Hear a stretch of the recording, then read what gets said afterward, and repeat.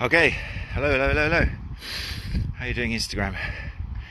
I always start this off with what a beautiful day, but it's a beautiful day if you're in the south of the UK, where I am, and it's an incredible day. Oh, the sun, the sea. Let's have a quick flash.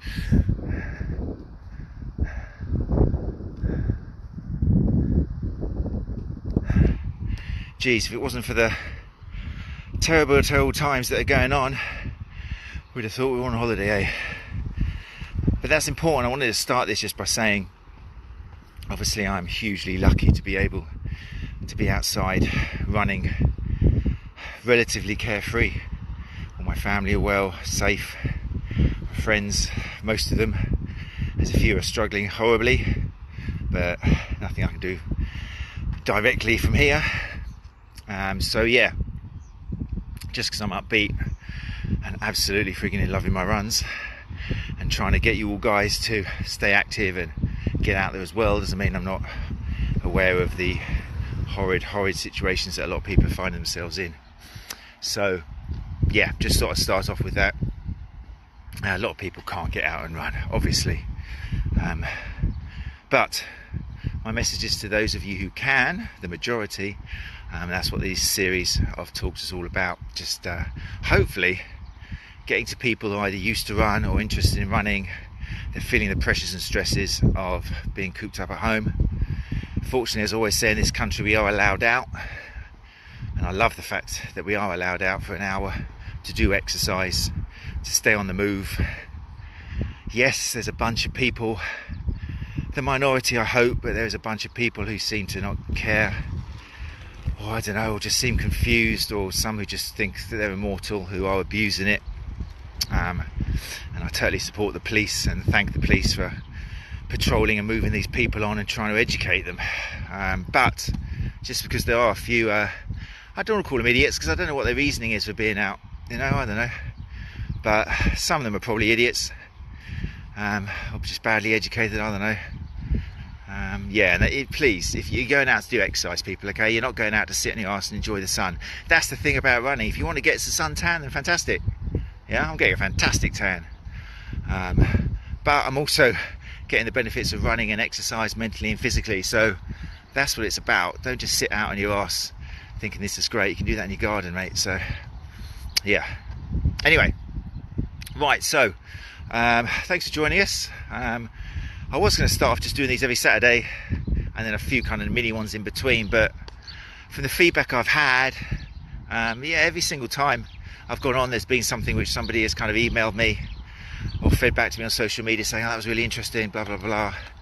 And it's great. I've got a few people who I'm in more constant communication with now via email, just helping them get out of the house, giving them information. And therapists have got more time on their hands than they ever had before. I think by now a lot of us have managed the kids situation as well. We're kind of getting into a little bit of a groove now where we can work out or put aside more time to help people online.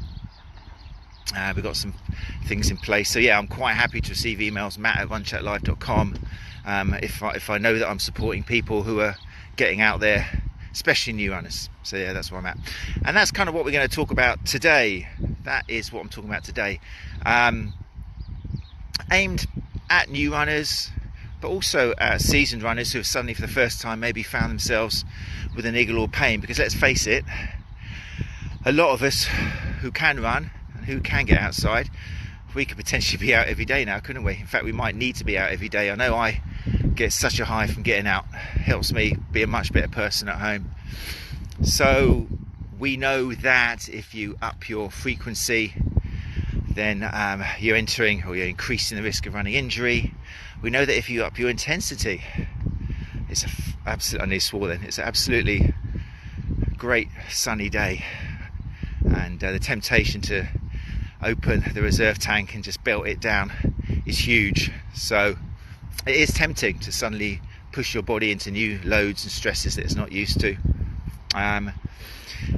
The duration thing is something which not a lot of us have to worry about because we're not going out for massive long runs. We shouldn't be, really. I mean, the rough guideline was an hour maximum, really, so that not too many people are out at the same time.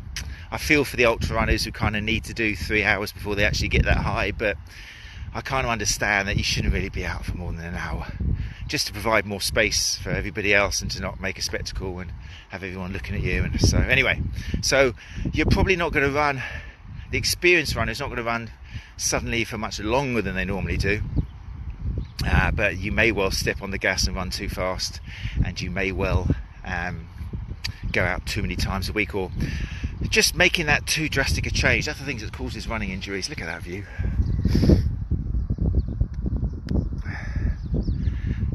See that?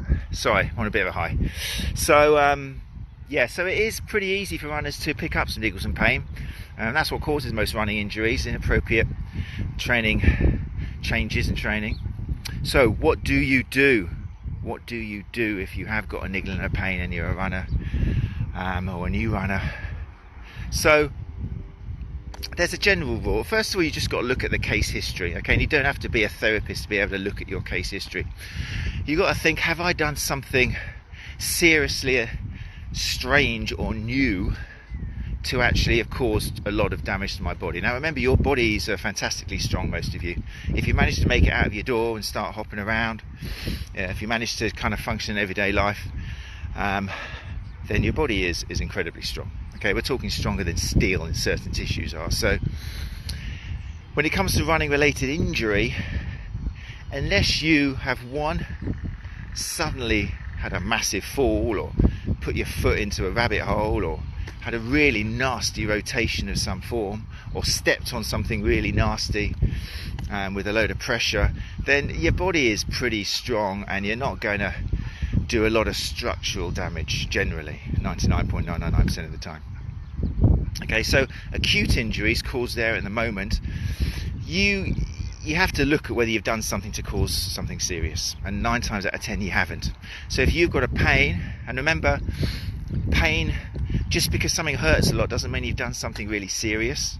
That's an interesting kind of concept we take from modern pain science, is you can hurt a lot and you might not have done something too serious. Now, don't take that as a free ticket just to put up with pain, because there's still a reason your body has sent out that pain message. It's there to protect you, and you can't just ignore it. There's obviously something there which has caused your nervous system to feel threatened. It just might not be 100% due to some kind of tissue damage, or not wholly because of tissue damage. So the other way of causing yourself a nasty pain is if you've accumulated things. So we call this kind of degenerative, or it's kind of a chronic long-term thing. So it may be that you're pushing yourself for 2 weeks, putting up with a bit of a niggle, ignoring some signs, and we'll talk about them in a sec. And then it's kind of like the straw that broke the camel's back. Then you may well cause yourself something that needs some attention, because it's been over a period of time and you've just, the straw that broke the camel's back. So if you haven't done any of those, if you know you haven't been pushing it, if you know you haven't put your foot down a rabbit hole, or suddenly had a really nasty violent collision or twist, then first thing is, don't worry. Okay, a lot of the time, if you just pull back, reduce the speed, maybe give yourself an extra few days off in between, the pain will die down. Sometimes pain can dramatically decrease. I've been playing around with this rehab of my heel pain, and during the process over a few months, there's been some times where I can't stand up, I can't put my weight on the foot whatsoever. It's like I really can't move. I have to cling onto the chair to get out the door if the doorbell goes or something. But that's only lasted kind of maybe an hour. Okay, I put my foot up, a little bit of ice, relax down. I know in my head that it's going to be okay tomorrow. It's just that I've pushed it too much. Okay, so getting educated about pain. Fly in my face. Sorry, fly, I'm not going to kill you. Get off. There. Understanding pain is a good process. It's a good thing to do, however new you are to running or seasoned, because it is our ally. It is letting us know that something isn't, your body's not quite happy about something. You just got to work out what it is, and it's not always tissue damage. So if you've calmed things down and you're being sensible, maybe a bit of elevation and ice and that sort of thing, made adjustments to how much stress you're putting in the body, and things still aren't getting better, if it's been like 5-6 days, maybe a week, if you're still limping, if the pain's increasing, if there's visual signs of swelling and heat and it's not going down despite you actually resting it, then it's probably worth consulting a professional. But we're all on lockdown, I hear you say. And that's where a lot of therapists, and this isn't just to sell for myself, I do offer it, but you go to whoever you get recommended or put some feelers out there. But a lot of therapists are obviously specialising in online consultation now. And if you have got a pain that's been hanging around for a week, or you've got signs like swelling that's not going down, heat, nighttime pains, extreme sensitivity, basically if your body is not showing signs of getting better and it's got no reason to stay angry, then it's probably worth making a call to somebody who is offering online consultations.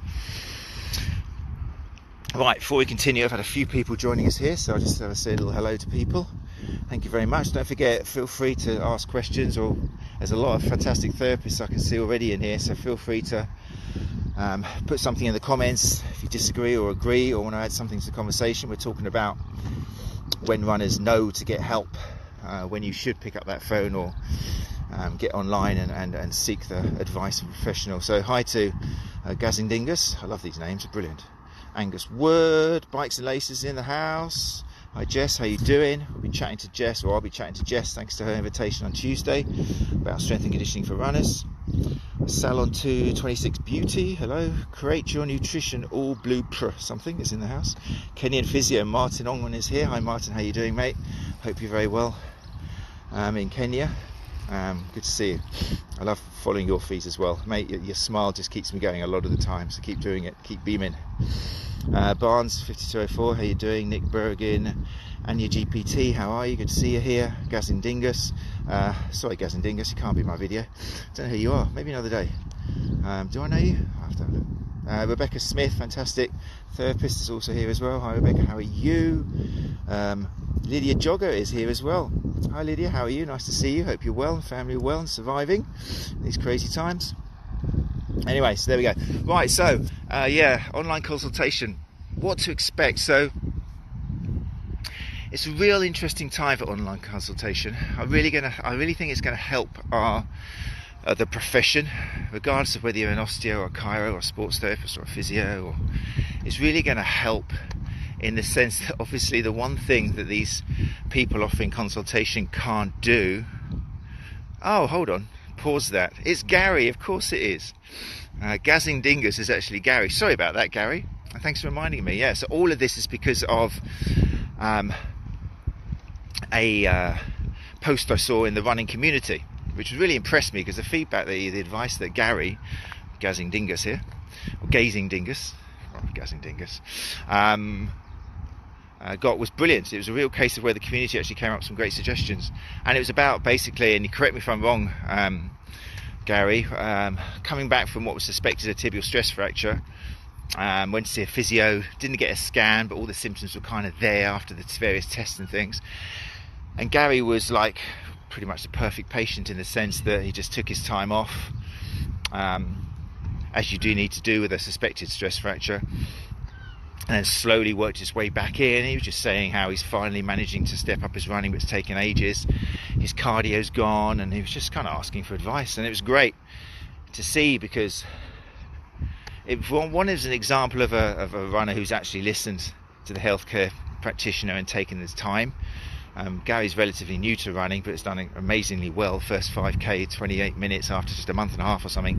He knows he pushed it too much, which is probably what the healthcare professional, the physio he saw, noticed straight away from the case history. From nothing to 28-minute 5k in a month and a half is exposing your body to quite a lot of stress. So once you've got that case history, you know what's happened, it kind of helps with the diagnosis and gives you a kind of a rehab plan to follow. So it sounds like Gary was not the most difficult of cases, looking at his case history, but then again with runners it often isn't. Like I say, it often is. When you look back at what you've done, it is too much too soon or too often. So anyway, so Gary inspired me to actually talk about when it's necessary to see a specialist and what you can expect from them. And in this environment, it's obviously online consultations. So there we go. So thanks, Gary. Sorry. Thanks for reminding me. I would have forgotten that totally. Sorry, had a great run. It's awful. Brain goes. So yeah, online consultation. Yeah, it's interesting because obviously one thing that therapists can't give you these days is manual therapy. Okay. So what the hell do they give you from an online consultation? That's the interesting thing. And this is great, because I think it's going to be interesting. Runners are going to realise that potentially a lot of what traditionally is handed out as a cure to your niggles and pains is good. It may well help speed up recovery, but it's not the main reason for you getting better. So I'm referring to the manipulations, I'm referring to the massage, the passive stretching, the acupuncture, the dry needling, the all these things, the cupping, all these things may well help. We don't really know, because they're all pretty non-evidence based, but we're living in an era now where these things can't be offered, and so if you ring up and get some online consultation and get some help, if some information given to you does help, then unless it's just a case of you getting better naturally, which is possible, then it's the information that is helping you. It's the education that's helping you, okay, rather than any physical contact, which has massive connotations for the future of the healthcare industry, particularly with runners, but with everybody. Does that make sense? So with an online consultation, if you call somebody up, what you should be getting is them in detail having a look at your case history. Okay, they need to know when you started running, they need to know your training program, they need to know any peaks, spikes or troughs in your training. They're looking for a reason why your tissues could have been suddenly overloaded or inappropriately loaded. Maybe changes in software, changes in running technique. There's a lot of reasons, lots of things that can cause sudden peaks and troughs in training. They're also going to be interested in not just your physical stresses, but your mental stresses. So have things changed? There will be prying questions like how are you feeling in general. Obviously in this time there's a lot of stress, and stress is stress, whether it's mental, feeling cooped up, getting anxious, arguments at home, kids driving you mad. That drains away at your reserves just as much as going out for a huge long run or sprinting suddenly, or they're all drains, and they can all cause your body to become a little bit more sensitive, more sensitized. So in an online consultation there will be questions like this. That's what they're looking for, and that's the subjective part of assessment. That's the most important part. Okay, so be prepared for an online consultation.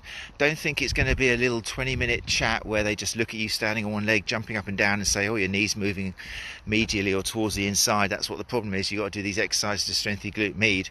No. If that happens, then I'm afraid you're wasting your money. Okay, and I say that hand on heart. If you do have an online consultation, if it's going to be worthwhile, the most important part of any consultation is going to be the subjective part, where they need to know about you, what you've done, how you are physically, how you are mentally, what you think you've done to yourself, past history of injuries, medical history, all that sort of stuff. So you may well find that the first 20 minutes or half an hour of any online consultation is going to be chatting and getting that history of you. They are working with you as a person. They're not working with a running injury. They're not working with a calf strain. They're working with you. Enter name appropriately here. Okay, I think that's important to say, because if you think you're just going to ring someone up and they're going to have a look at you and and then give you a diagnosis, then that's not it. Okay, if you are putting yourself into the hands of somebody who's going to look after you online, you're going to have to give them a lot of information.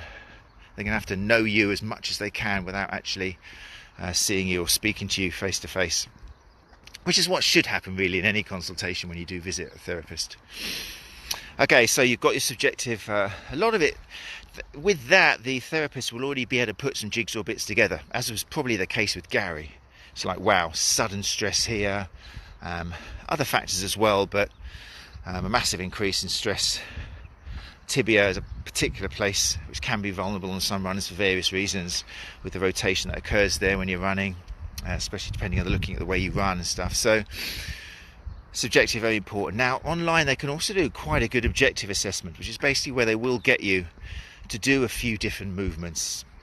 Okay, I must give a shout out here to any therapists who, if you are looking for improving your skills of objective assessment online, then I will give a shout out to Chris Johnson of Zeven PT in the Running Zone.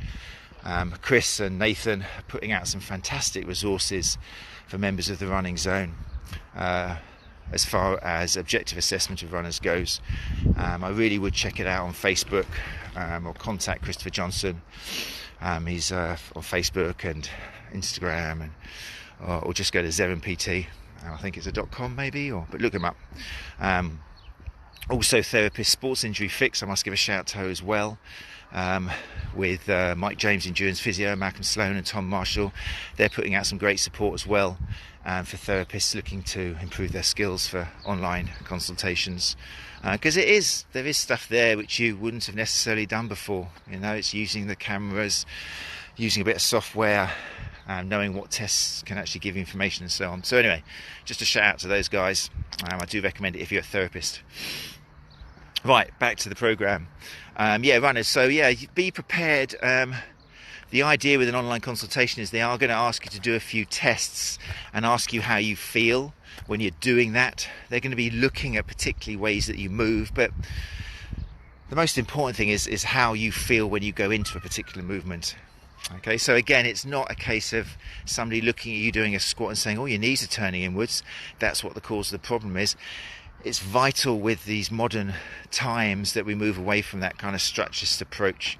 People move in all sorts of different ways. So if you're in an online consultation and, like I say, they're looking at how you move and blaming the way you move for the pain, then I'd watch out for that. It's more a case of looking at how you move, trying to evaluate whether you normally move that way, whether you've noticed it,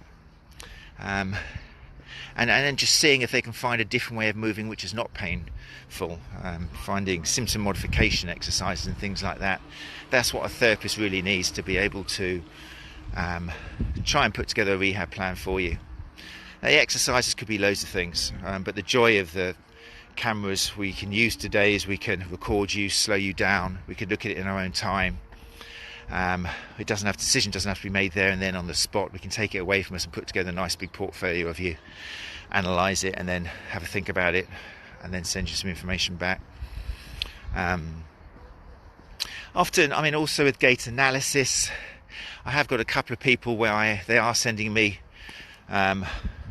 images of themselves running. They've managed to do that, either past images they've had or images of them being recorded outside with people filming them. It's another interesting part of the jigsaw. It's very limited, I think. Even if I've managed to get hold and zoom in and slow things down, what does that information really tell you? It's tricky, but you may find that you've got a therapist who does ask you for a video of you running. If you can do that, it's an extra bit, but again, I don't think it's the main thing. I think the main thing is the subjective history and some tests to see what causes pain. That's the main thing you should be looking out for. Right, let's just have a little look to other people who have come in the house in the meantime. Tabitha Luke McLean has joined. Hi Tabitha, how you doing? Links Injury Emma, fantastic therapist, is here. Emma's putting out some brilliant information as well for Lincoln today and the world tomorrow, Emma. But I would check out Emma's feed. Some great information getting put out there and some good contributions from other people as well. Seems to have a good crowd as well following you, and well deserved. Biosensor Medical has joined. Hello. And Glenwood Coaching has joined as well. So thanks for joining us. Right. So I hope that's given you an idea, people, as to when you should consider getting some professional help, and what you should expect when you do get some online consultation. As always, there will be good and bad out there. well, let's say good and less good. And there will be some traditional therapists who are still trying to, well, they're pretty lost without being able to touch you, so maybe they haven't had the chances to re-educate themselves. And I mean, to be able to give an online consultation, you've really got to be up with modern therapeutic practice. You've got to be really high in the biopsychosocial nature of pain. You really got to know your stuff and be traditional, otherwise you're just lost in the woods. Because before it was a case of let me stick a needle in that Achilles, let me give it a rub, do some cross friction therapy, it's going to hurt but you'll be okay for tomorrow, go home and that was it, give me 60 quid and I'll see you again in a week. All that is going to be very much changed. So I'm looking forward to it, to say the truth. I think it's necessary in the big scheme of things for runners and for people who are just suffering from pain. We live in times where we have overdone the manual therapy. It's been done too much. There's a place for it, and I still teach sports massage therapy myself. I'm very big on the importance of touch for many reasons when it comes to therapy. But when it comes to helping someone out of pain, it's not one of the major factors or contributors which we have to take into consideration. Anyway. Right, a few red flags I want to finish up on before I forget. When you really seriously do need to contact a professional. Stress fractures is a big one, especially, remember I mentioned repetitive strain, people going out every day suddenly, maybe doing a little bit too much. That continued stress, and especially ignoring the pain that normally precedes it, can lead to stress fractures. Not as often as maybe some people think, but red flags for that do include a particularly nasty, sensitive, kind of bony, localized pain. A lot of the time with runners we're looking at the tibia, so the big shin bone that runs down from the knee to the ankle. Just pressing against that, it's tricky. There's different stages. Sometimes there's inflammation of the outer layer of the bone, but that's more a case of where it's sensitive all the way down, but that's often a precursor to it. It can be, there's different reasons for that pain. But if you shouldn't really ignore shin pain. That's a big one for runners. You've got to pull back, you've got to change and see that that's coming down. But if you do get a really nasty localized pain, you tap on it and it's kind of excruciating. You'll know, anyone who has had a stress fracture will know a positive for it. Then you need to make that call, and you need to take the advice that the person is going to give you based on the feedback, and they'll look at you and they'll maybe get you to do a little bit of an assessment on yourself. Because otherwise you're looking at potentially 8 weeks in a boot, and then months and months of rehab afterwards. So yes, severe, nasty, local bony pain, and often with that you start getting pain not just when you're running or after. You start getting pain just when you're sitting down or when you're at night time. Nighttime pain is a big one as well. You never want to ignore that. Kind of suggests something else is going on. In theory, when you lie down and take the weight off your body, pain should kind of stop, shouldn't it? If it's muscular or connective in some way. But if you've still got a throbbing, nasty nighttime pain, that kind of suggests something is going on, and you'd probably best seeking online consultation. Just have a little chat with a professional, just so you know what you should and shouldn't be doing, just to line it up. Believe me, modern therapists will all try and keep you running. I've slowly but surely am curing my heel pain, which has been going on for 3 months or so. Me personally, after doing a lot of jigsaw stuff myself, I'm curing it by finding a way to run and making that consistent, and it's getting much better, fantastically better. I'm very happy about it, but it's been a long haul and a lot of trial and error.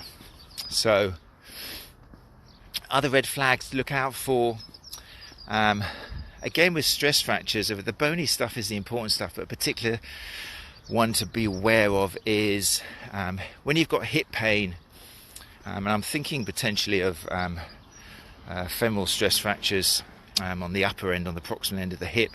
If you are in a situation where you can't jump up and down on one leg, okay, we do this test in clinic. It's not normally used exclusively, but it is kind of a little red flag test where if you can't hop up and down on one leg kind of 5 times without causing some kind of excruciating pain, then that's kind of a red flag as well. Normally in clinic we'd back it up with other tests, but if you're having that at home, then make sure that you contact a health professional online as well, because we're looking at what potentially is a femoral stress fracture proximal, and that's a nasty, dangerous one as well. That's something you need to get sorted out, because it's kind of near a bunch of vessels, blood vessels and nerves and stuff up in that region, and you really want to get it sorted. So that's another red flag test. If you can't jump up and down, I mean the hopping on one leg is a good one anyway. If you can't hop on one leg, then get some advice from someone, see what's going on, get some online consultation. Right, I've been going on. Any questions from anybody in there at all? ZPPT Performance joined. Hi to you. If you are a therapist out there and you're proud of the online consultation that you're offering, then feel free to write something in the comments. This is all part of it for me. I'm very quick to big up people who I know are providing a good service. Chris Kitson's another name that always comes to my mind in terms of online consultation. But there's plenty out there. I mean, there's my go-to people who who are guests on the One Chat Live podcast. Ian Griffiths, obviously, Simon Bartold. I could go on and on forever. But there's a lot of people out there who are offering online consultation of some form. But yeah, hopefully I've given you some things to look out for, of what to expect. Right, was there anything else I wanted to say today, or I'm nearing my home? I hope you're all okay, I hope you're well. I am putting these up continuously on YouTube now, just so they've got a bit of a shelf life, because I'm getting feedback saying that maybe not all the information is interesting for everybody, but normally there's bits in there which are ringing some bells for other people. So if you can, then share this, tell people to go to YouTube. I'm going to make more use of YouTube now. I think Facebook and Twitter and Instagram get lost so quickly within days, so I'm going to be uploading more stuff to YouTube. So check out the YouTube channel, One Chat Live. Feel free to leave comments and things underneath the videos, share them, subscribe. My subscriptions have gone up quite a lot in the last month or so, obviously. So that's much appreciated. If you have recommended me to other people, that's always helpful. I don't make any money out of this. It's purely just because I like helping people.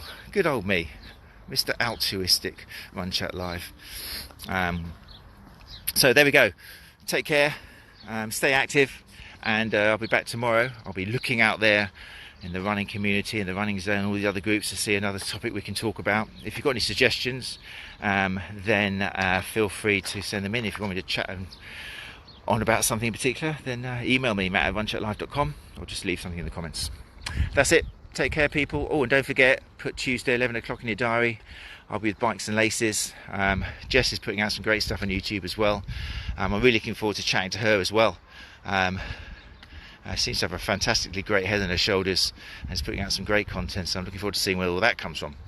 That'll be on Tuesday 11 o'clock on Jess's channel, Bikes and Laces. She's here in the comments just below, so you can see it. Right, take care. I'll speak to you soon. Bye bye.